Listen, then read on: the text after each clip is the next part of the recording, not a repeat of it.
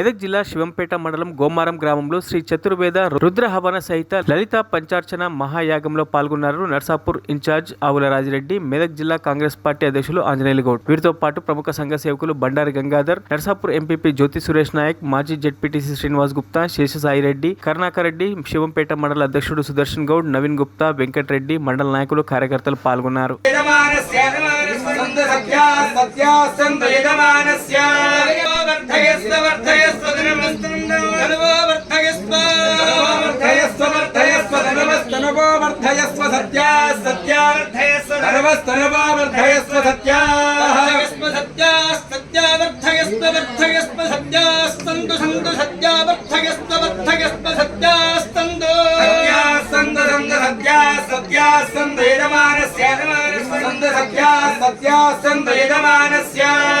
మరిన్ని అప్డేట్స్ కోసం మా ఛానల్ ని సబ్స్క్రైబ్ చేయండి.